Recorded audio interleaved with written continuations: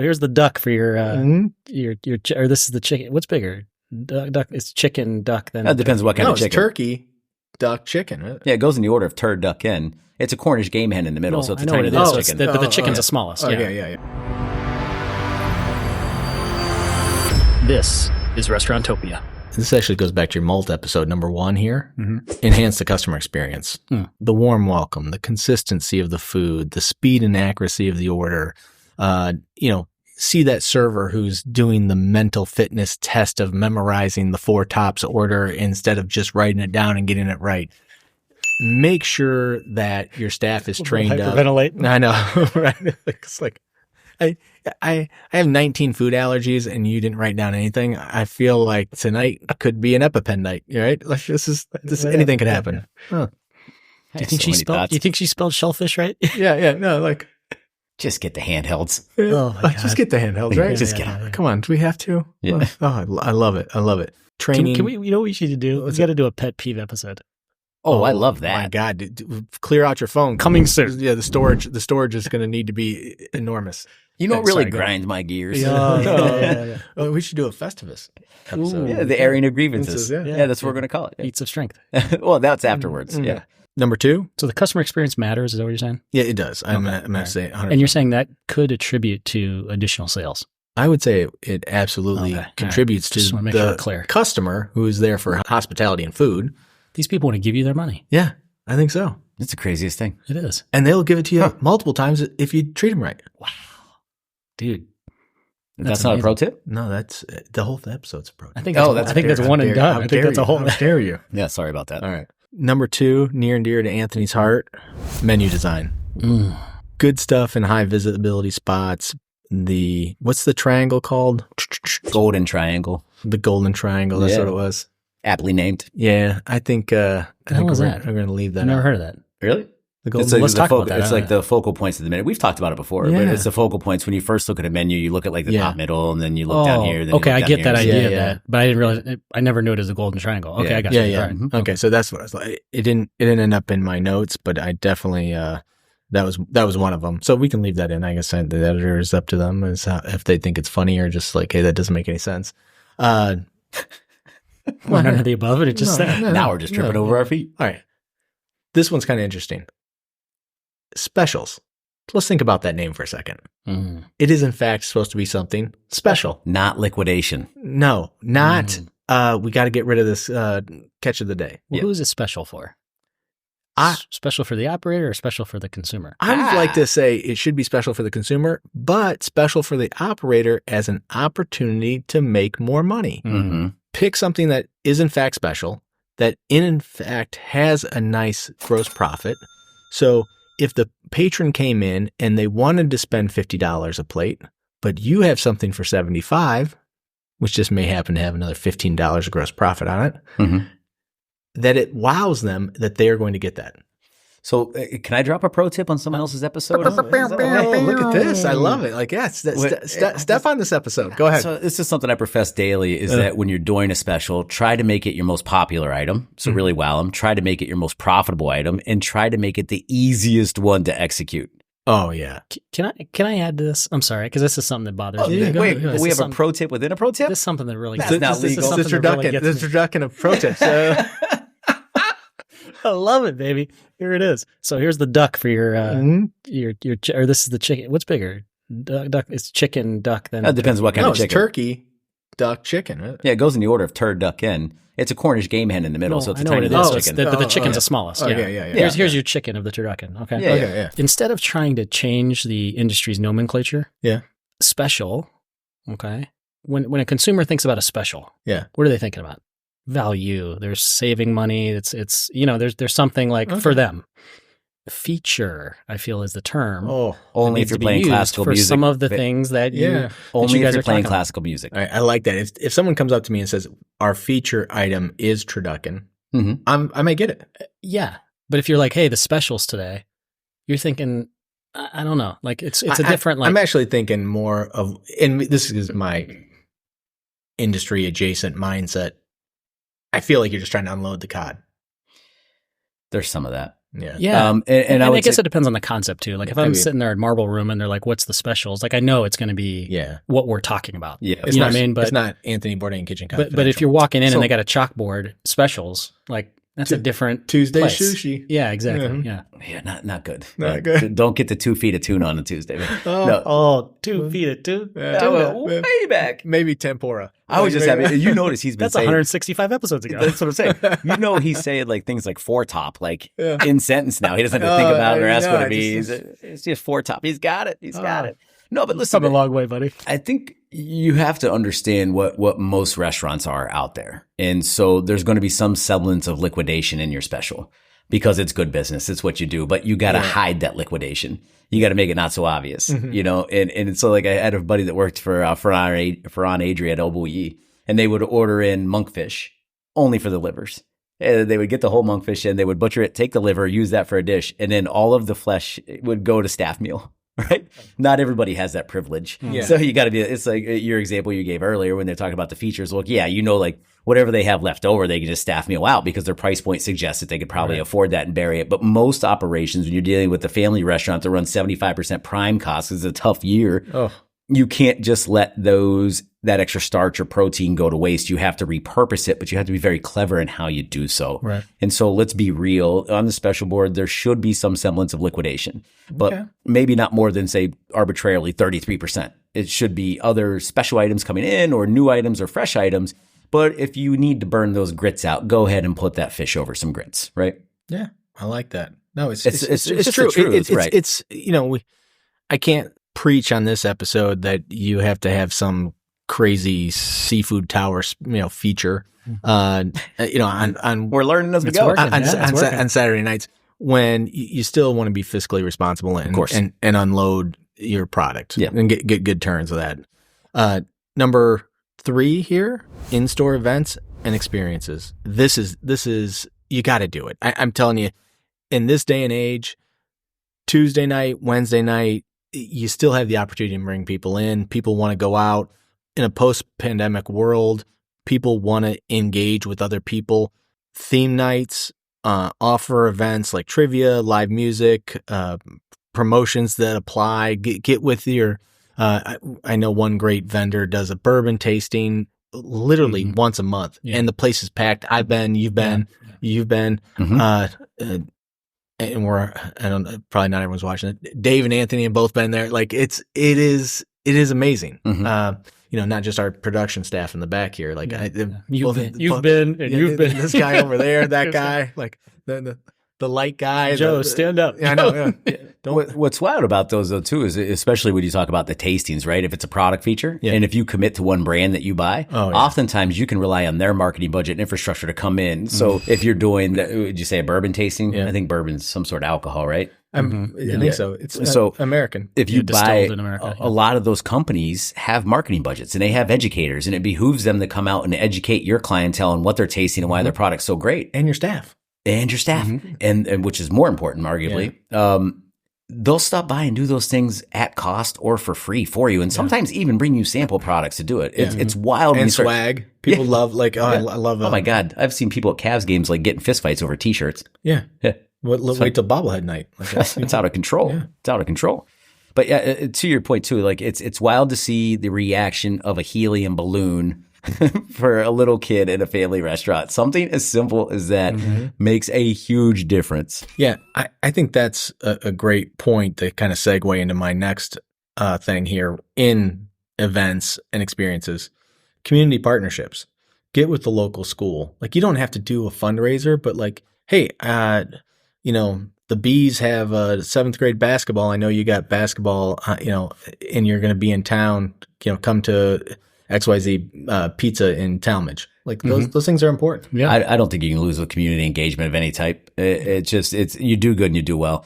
But what I've learned in my history is the PTAs are really the motor that makes a thing go. And if you want the most reciprocation of your marketing efforts or your philanthropic efforts to get the marketing on the back end, go through the PTA. Huh. Really? It's teacher appreciation days. It's dances. It's bag lunches for underprivileged kids leaving school, things like that. The PTA is always looking for solutions and bridges to put the solution to the people in need or whatever the case may be. And they tend to brag about it a ton on their social media channels, both personally and through the school board. Nice. Yeah, I like that. Tip number 4, effective promotions and bounce back strategies. I am not talking about coupons just out into the ether or some sort of 25% off to everyone out there. I'm talking about come back in 7 days and get a free dessert, get a free app. Yeah. So you're trying to push that cycle of repeat customer up and get that, basically average customer value or annual, what is it? Annual customer value? What is it? Don't know. A lifetime customer value. Yeah. Okay. You're trying to increase that lifetime customer value by getting them to come more often. You have to be careful with that, as I've learned, because there's so many amazing technologies out there for loyalty programs that rival that of the big corporations that my kids are addicted to.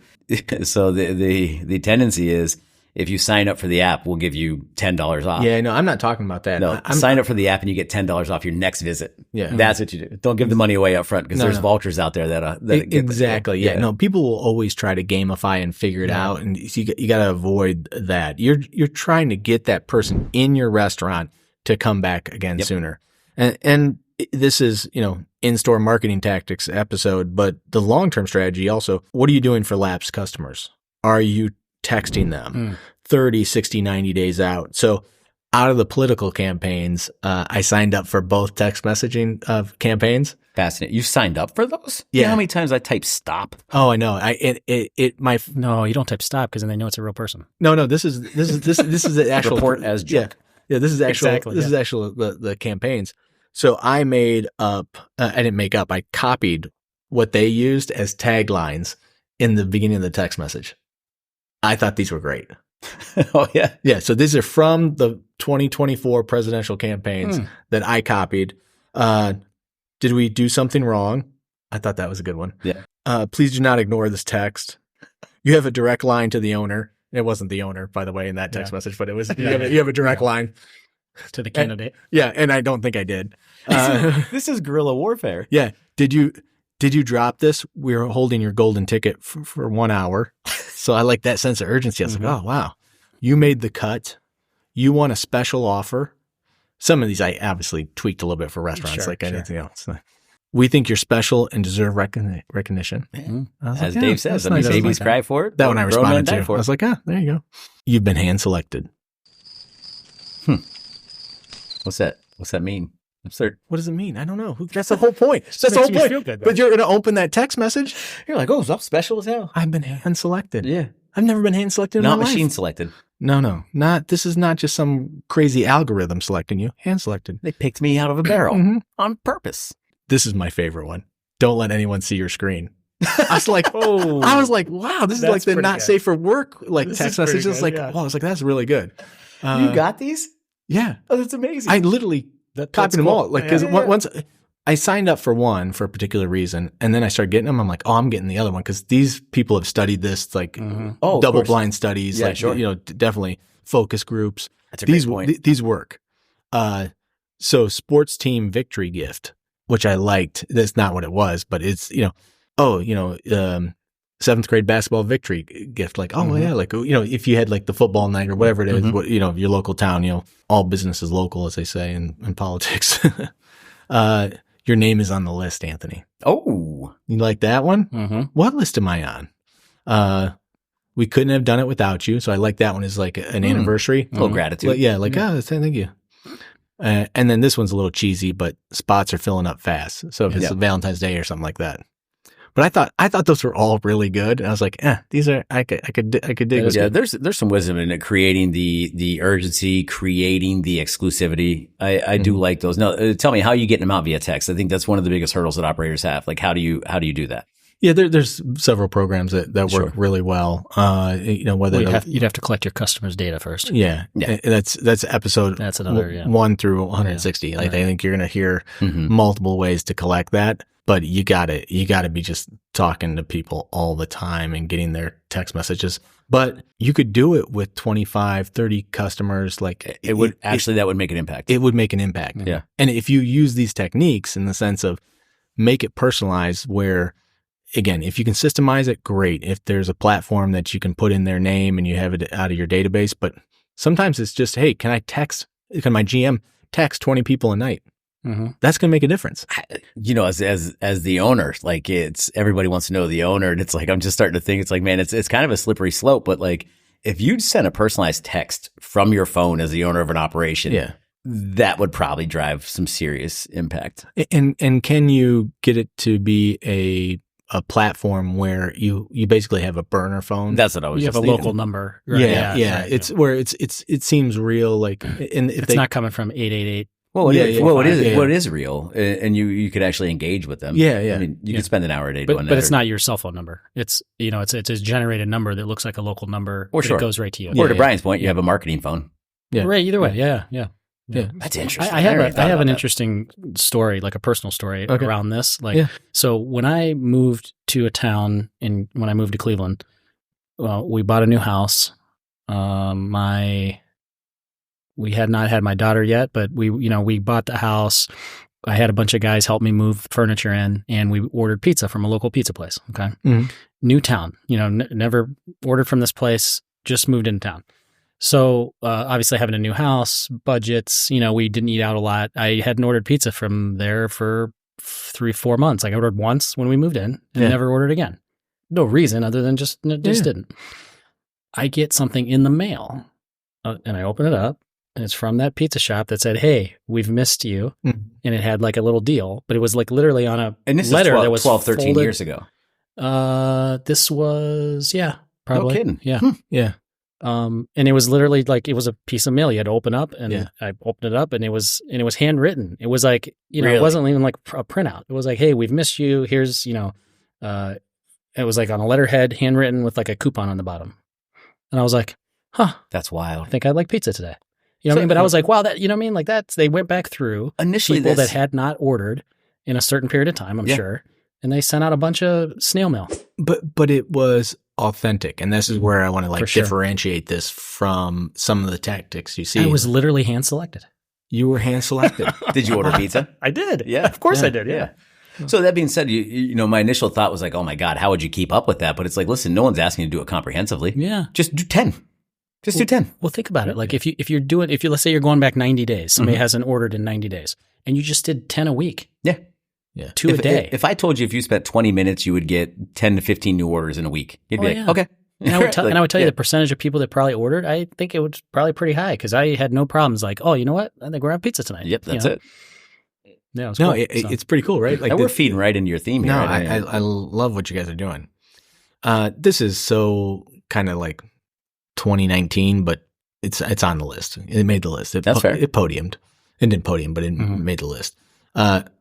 Create Instagrammable moments. So make sure you still have that spot where you can take the picture, whether it's an anniversary or just someone wants to be seen and have the ability, whether it's a step and repeat banner in the background or whatever it is, have that location in your restaurant where you can take that picture. As long as social media is around, that's going to be a relevant point. But I think it's even more important now, and is why I still say it's kind of a throwback, but now that social media is such a pay to play, kind of marketplace, that you have to get your customers to share it amongst their friends. And people love living vicariously through other people and seeing where they're at. So it's important that they are able to share that and get engagement with that micro audience. Yeah, it's kind of the micro influencer theory. Yeah, it's a granular approach. No question. Yeah, and why not create a hashtag or something around your restaurant that they can use, and when they post on social media, then all of a sudden you've got something that you've got a little bit of community you could start, search by it, respond to it, engage with it, and build that platform. Yeah, sure. Yeah. All right. I got my last two are kind of similar, but personalization and promoting through your existing customers. So personalization, just remember your regulars. You should have your regulars' contact information and be able to market to them, whether you call it a VIP club or whatever it is.